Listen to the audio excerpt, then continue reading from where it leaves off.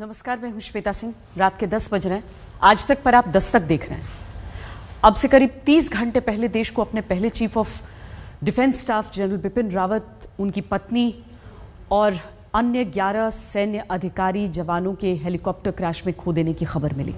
अब से थोड़ी देर पहले दिल्ली में प्रधानमंत्री, रक्षा मंत्री ने इन सभी लोगों को, सभी सैनिकों को श्रद्धांजलि दी। शहीदों के परिजनों से एक एक करके मिले। बुधवार दोपहर को इस खबर के आने के बाद से देश में बहुत से लोग ये जानना चाहते हैं कि आखिर जिस हेलीकॉप्टर को सबसे सुरक्षित माना गया वो क्रैश कैसे हो गया। बहुत सारी आशंकाएं लोग अपने मन में रखे हुए हैं, सवाल उठ रहे हैं। इसीलिए हमने आज कई एक्सपर्ट से बात करके जाना है कि आखिर 7 मिनट में हेलीकॉप्टर क्रैश से पहले क्या हो सकता है।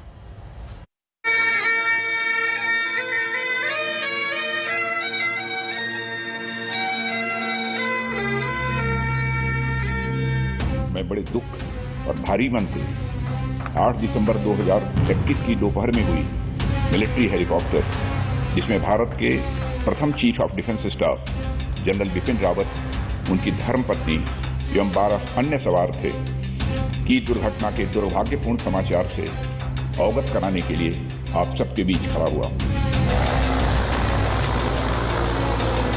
लोकल रीजन से वेरी क्लियरली बोल रहे हैं कि every time helicopter flies by this side, इधर लेफ्ट या राइट साइड लेंगे, पर दिस टाइम उनको पता नहीं क्या हुआ। कैसे हो सकता है इसमें? हम समझना चाहते हैं कि आखिर ये जो हेलीकॉप्टर है किन परिस्थितियों में क्रैश हुआ। कहीं इसके पीछे और कुछ गड़बड़ तो नहीं है? जरूर कोई ऐसी इमरजेंसी हुई है जिसके कारण पायलट को मजबूरी में पहाड़ों के बीच में ऐसे धुंध में घुसना पड़ा। इतना बेस चॉपर होते हुए भी कैसा हुआ?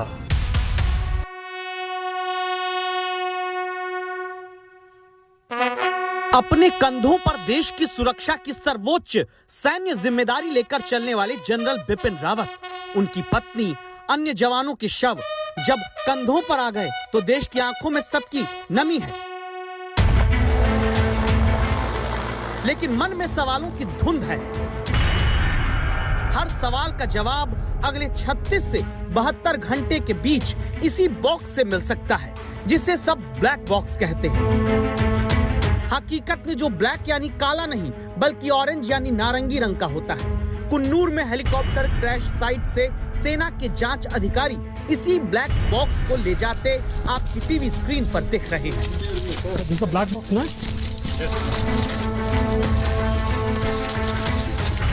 ये ब्लैक बॉक्स क्या क्या बताएगा, इसे जानने से पहले आप दिल्ली चलिए। संसद में रक्षा मंत्री की तरफ से दी गई जानकारी को सुनिए। एयरफोर्स के Mi-17V5 हेलीकॉप्टर ने कल 11:48 पर सुलूर एयरबेस से अपनी उड़ान भरी, जिसे 12:15 पर वेलिंगटन में लैंड करना था। सुलूर एयरबेस के एयर ट्रैफिक कंट्रोल ने लगभग 12:08 पर हेलीकॉप्टर से अपना कांटेक्ट खो दिया। बुधवार दोपहर 12:15 पर जिस हेलीकॉप्टर को लैंड करना था, उसका संपर्क 12:08 पर टूट जाता है। फिर आखिर उन आखिरी 7 मिनट में क्या हुआ, इसका आखिरी वीडियो सबूत अब तक ये हासिल है, जिसमें कुन्नूर में कुछ लोगों की तरफ से बनाया गया वीडियो आया। इस वीडियो के शुरुआती 1 सेकंड में दावा है, जनरल बिपिन रावत को ले जाता हेलीकॉप्टर देखा। आगे गहरी धुंध जिसमें कुछ भी नजर ना आए। इसके बाद कैमरा नीचे आ जाता है। लोग प्रश्नवाचक मन के साथ कुछ पूछते दिखते हैं। अचानक एक तेज आवाज सुनाई पड़ती है और लोग कहते हैं,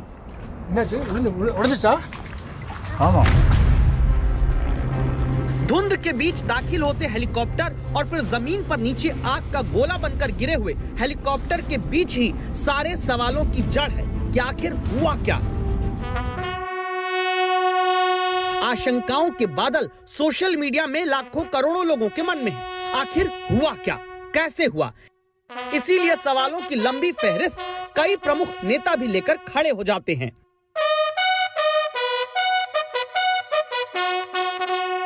पावरफुल इंजन है, 2 इंजन वाला हेलीकॉप्टर है और उसमें हमारे सेनापति साहब मारे जाते हैं।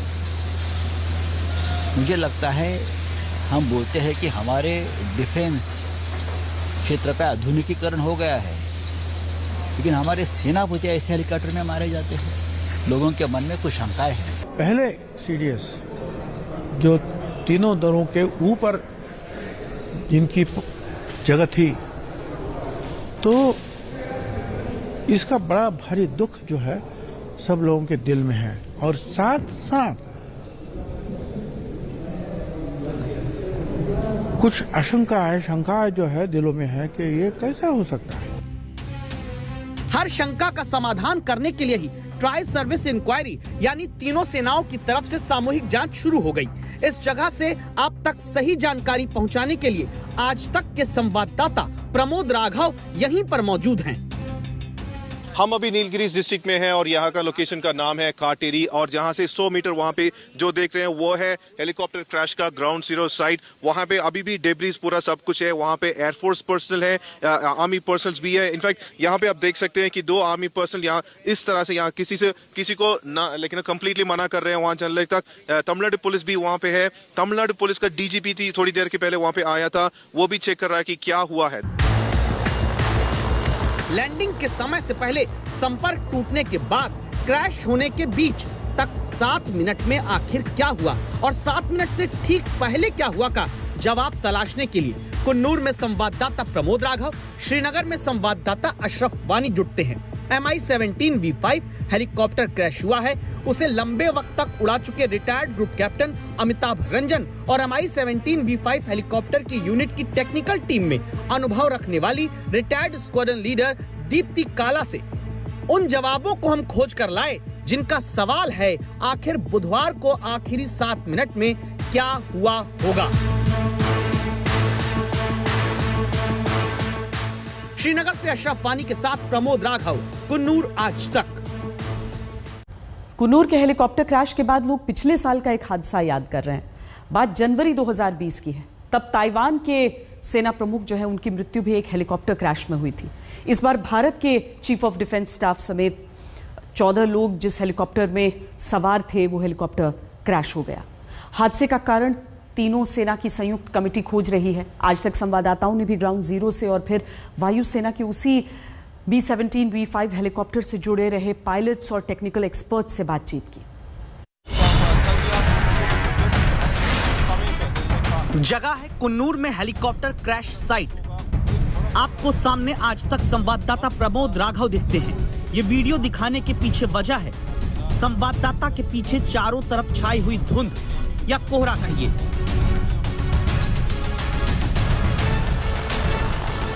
अब 19 सेकंड के इस वीडियो को देखिए जिसमें पहले हेलीकॉप्टर बादलों के झुंड कहें या अंधी धुंध कहें जिसमें दाखिल होता दिखा। अचानक नीचे आग के गोले के रूप में गिरा हुआ नजर आया। अब पहले चश्मदीद को सुनिए। पूरा आंख के सामने आदमी लोग जला। क्या देखा आपने वहाँ? हेलीकॉप्टर गिर गया, आदमी जल गया, उठा के गए, एम्बुलेंस आई। बुधवार को इस क्रैश के बाद सबसे पहले आज तक संवाददाता प्रमोद राघव यहां पहुंचे। जिन्हें स्थानीय लोगों ने क्या बताया उसे सुनिए। यहाँ पे 2 बड़ा भेड़ था, एक भेड़ अभी पूरा कंप्लीटली गिर गया।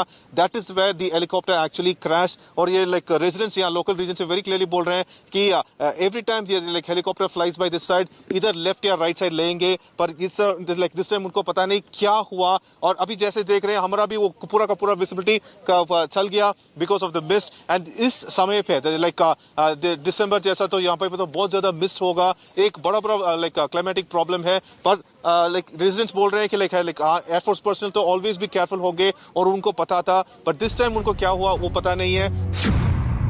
इसीलिए पहली आशंका आती है, क्या खराब मौसम के कारण क्रैश हुआ? किसी भी उड़ान से पहले मौसम के बारे में कैसे जानकारी ली जाती है? जवाब हमने रिटायर्ड स्क्वाड्रन लीडर दीप्ति काला से पूछा।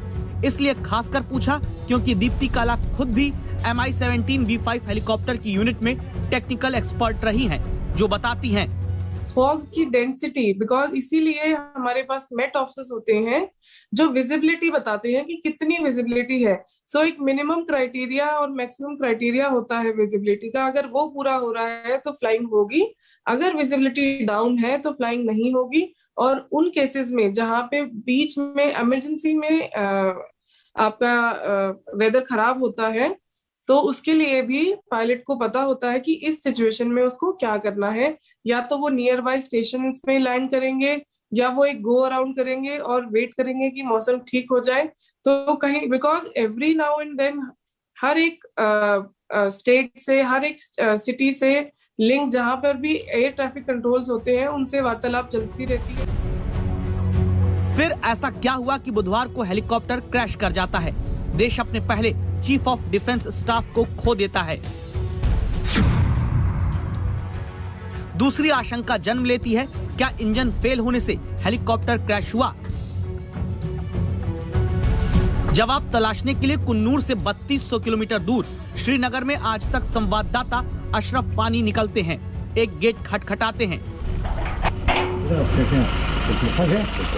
अशरफ वानी के सामने खड़े शख्स का नाम Amitabh Ranjan.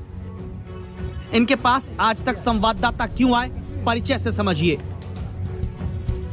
Amitabh Ranjan retired group captain हैं। मिग समेत कई जंगी जहाज उड़ाने के अनुभवी हैं। कुन्नूर में जो MI-17 V5 हेलीकॉप्टर क्रैश हुआ, उसे 3 साल में 1000 घंटे तक फ्लाई कर चुके हैं। बुधवार को तमिलनाडु के कुन्नूर में जो MI-17 V5 हेलीकॉप्टर क्रैश हुआ, जिसमें 14 जवानों की जान गई और उसमें चीफ ऑफ द स्टाफ जो डिफेंस हैं जनरल बिपिन रावत, उनकी और उनकी पत्नी के साथ साथ और जो 12 लोग थे उस हेलीकॉप्टर में सवार, उन सभी की जान गई और पूरा देश उनको श्रद्धांजलि दे रहा है। दरअसल हम समझना चाहते हैं कि आखिर ये जो हेलीकॉप्टर है किन परिस्थितियों में क्रैश हुआ। उन्हीं परिस्थितियों का वीडियो सबसे पहले संवाददाता अशरफ वानी ने retired group captain Amitabh Ranjan को दिखाया। फिर दूसरी आशंका का जवाब पूछा, क्या इंजन फेल होने से हेलीकॉप्टर क्रैश हो सकता है? इस हेलीकॉप्टर की खासियत यह है, इसमें जो इसके इंजन की पावर है, उस इंजन की पावर से यह हेलीकॉप्टर एक इंजन के साथ भी किसी भी जगह से निकल करके आराम से आ सकता है, आराम से लैंड कर सकता है। इसमें 2 इंजन हैं और दोनों इंजन लगातार एक साथ काम करते हैं। ऐसा नहीं है कि इमरजेंसी के समय दूसरा ऑन होगा या पहला ऑन होगा। इंजन फेलियर जो है वो कारण नहीं था क्रैश का। ये देखिए, ये तो जब तक FDR जो उसका फ्लाइट डेटा रिकॉर्डर है उसका एनालिसिस नहीं होगा, हम उसको कह नहीं सकते, क्योंकि इंजन फेल होने के 2-3 कारण हो सकते हैं। या तो खुद से इंजन बंद कर दें, जो कि किसी भी हेलीकॉप्टर या जहाज में बैठा कोई पायलट या कोई क्रू मेंबर कभी नहीं करेगा, ये पहली बात हुई। दूसरा होता है कॉन्टेमिनेटेड फ्यूल। इसका भी कोई चांस नहीं है, क्योंकि जब VVIP फ्लाइट होती है उसके पहले और जहाज उड़ने के ठीक पहले, उसके पहले इसमें सैंपलिंग की जाती है फ्यूल की, जिसमें कॉन्टेमिनेशन का सवाल नहीं पैदा होता है। 3 साल तक वायुसेना के MI-17 V5 हेलीकॉप्टर को उड़ाने के अनुभवी रिटायर्ड ग्रुप कैप्टन इंजन की खराबी से क्रैश होने की बात पर इनकार करते हैं। फिर सवाल घूम फिर कर यहीं आ जाता है, आखिर उन आखिरी 7 मिनट में क्या हुआ, जिसकी जांच वायुसेना की तरफ से एयर मार्शल मानवेंद्र सिंह की अध्यक्षता में बनी टीम कर रही है। श्रीनगर से अशरफ वानी के साथ प्रमोद राघव, कुन्नूर आज तक। अब सारी उम्मीदें किसी भी विमान, हेलीकॉप्टर के सारे राज कैद करने वाले उस उपकरण से है जिसमें ये सारी चीज़ें रिकॉर्ड होती हैं। कहा जाता है कि 70% तक हर क्रैश की वजह ये जो फ्लाइट डेटा रिकॉर्डर है वो बता देता है। कुन्नूर हेलीकॉप्टर हादसे में कई सवालों के जवाब इस उपकरण को ही देने हैं, लेकिन कैसे? तीसरा सवाल अब ये उठता है, आखिर हेलीकॉप्टर में आग कैसे लगी? हेलीकॉप्टर में आग पहले लगी या बाद में? मेरा तजुर्बा ये कहता है कि ये हेलीकॉप्टर किसी कारणवश उड़ता हुआ जाकर के जमीन में घुस गया है। ये जो हेलीकॉप्टर है, इसकी फ्यूल की कैरेज कैपेसिटी अगर मेरी याददाश्त सही है तो 2600 लीटर होती है। 2600 लीटर फ्यूल लेकर के ये तकरीबन 800 लीटर पर प्रति घंटे के हिसाब से इस्तेमाल करता है और टेक ऑफ से लेकर के एक्सीडेंट के समय के बीच में तकरीबन 15 मिनट का समय है। तो हम इस बात को मान करके चले, बहुत कम फ्यूल खत्म हुआ था, बहुत कम फ्यूल खत्म हुआ था और करीब 2000 लीटर अगर हम आंकड़ा लगाएं, लीटर फ्यूल अगर बचा हुआ है तो 2000 लीटर फ्यूल जलने के लिए बहुत होता है और उससे बहुत भीषण आग लग सकती है। दूसरा कारण होता है, अगर जहाज में मान लें किसी और सिस्टम में पहले से अगर आग लगी है, तब उस आग को फैलने से रोकने के लिए आपको सबसे पहले जहाज हेलीकॉप्टर को लैंड करना पड़ेगा। और लैंड करने की जगह ही नहीं, लैंड करने की जगह अगर आपके पास नहीं है, आपको स्ट्रेट इन लैंडिंग, उसको कंसेप्ट बोलते हैं कि आप बस पहले जमीन पकड़ लीजिए, उसके बाद पैसेंजर्स को उतारिए और तब तक आपका फायर फाइटिंग सिस्टम काम करेगा। ये एक ऐसी स्थिति है जो कि किसी भी पायलट को मजबूर करेगी कि सेफ्टी के लिए मैं नीचे जाऊं या सेफ्टी के लिए ऊपर रहूं। किस कारण क्रैश हुआ, इस सवाल के बीच ये तस्वीर देखनी जरूरी। जब देश के लिए सैन्य रणनीतियां बनाने वाले सेनापति समेत अन्य सपूतों को तिरंगे में लिपट कर आना पड़ता है, परिवार श्रद्धांजलि देता है, सरकार के लोग श्रद्धांजलि देते हैं, जांबाज जनरल को अंतिम प्रणाम किया जाता है, कंधे पर तिरंगे में लिपटे ये ताबूत क्यों आए? चौथा सवाल बहुत अहम, आखिर धुंध के झुंड के बीच क्यों हेलीकॉप्टर को दाखिल होना पड़ा? ये तो वो वाली कहने वाली बात हुई कि मैं अंधेरी रात में गाड़ी में बैठ करके उसे 100 की स्पीड से भगाता हुआ किसी भी रोड पे चला जाऊं, ऐसा तो कोई नहीं करेगा, पहली बात। अब क्यों के साथ कई सारे इसमें परिस्थितियां हो सकती हैं। पहली परिस्थिति जो मेरे समझ में आती है वो ये है कि जरूर कोई ऐसी इमरजेंसी हुई है जिसके कारण पायलट को मजबूरी में पहाड़ों के बीच में ऐसे धुंध में घुसना पड़ा। पूरा कारण क्रैश का अब जलकर खाक हो चुके हेलीकॉप्टर के पिछले हिस्से वाली टेल में लगा सबसे जरूरी उपकरण बता सकता है। वो बॉक्स जो फ्लाइट डेटा रिकॉर्ड और कॉकपिट वॉइस रिकॉर्ड को संजो कर रखता है। इन्हें अधिकतर हेलीकॉप्टर की टेल में लगाया जाता है क्योंकि ये पाया गया कि क्रैश के बाद टेल एरिया ही सुरक्षित रहता है। इन्हीं बॉक्स को अब सुरक्षित ले जाकर जांच शुरू की जा चुकी है। इन्हें देखकर अब आपके मन की पांचवी शंका ये हो सकती है कि फ्लाइट डेटा रिकॉर्डर और कॉकपिट वॉइस रिकॉर्डर से क्या कैसे पता चलेगा? दो सिस्टम्स होते हैं, जो एक होता है वो ऑल्टीट्यूड, उसकी स्पीड, उस टाइम पे जितने भी कॉकपिट में पैरामीटर्स लगे रहते हैं उनकी रिकॉर्डिंग करता है, और एक वॉइस रिकॉर्डर होता है, कॉकपिट वॉइस रिकॉर्डर, जो आपने बोला CVR। तो वो लेटेस्ट 2 घंटे की वॉइस रिकॉर्डिंग जो पायलट की, को पायलट की या पायलट की ATC में जो भी कॉकपिट में बातें चल रही हैं पिछले 2 घंटे की, वो रिकॉर्ड करता है। तो जब हम FDR की बात करते हैं, जब वॉइस रिकॉर्डर से तो हमें ऑफ कोर्स बहुत ही ज्यादा इंपॉर्टेंट इंफॉर्मेशन पता चलती है कि जस्ट क्रैश से पहले पायलट क्या क्या बातें कर रहे थे, ऐसी कौन सी इमरजेंसीज उनके पास आई जिनका वो नाम ले रहे हैं। मान लीजिए फ्यूल टैंक की इमरजेंसी आई तो ऑफ कोर्स जो पायलट है वो को पायलट से बात करेगा कि फ्यूल टैंक इमरजेंसी है। तो वो चीज जब हम इन्वेस्टिगेशन करेंगे तो हमें बहुत काम आती है।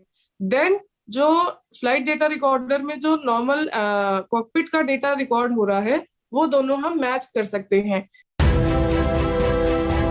हर आशंका, हर सवाल की धुंध छटने के बाद पता चलेगा आखिर क्या हुआ उस हेलीकॉप्टर के साथ जिसे 12:15 पर लैंड करना था, जिसका संपर्क 7 मिनट पहले टूट गया।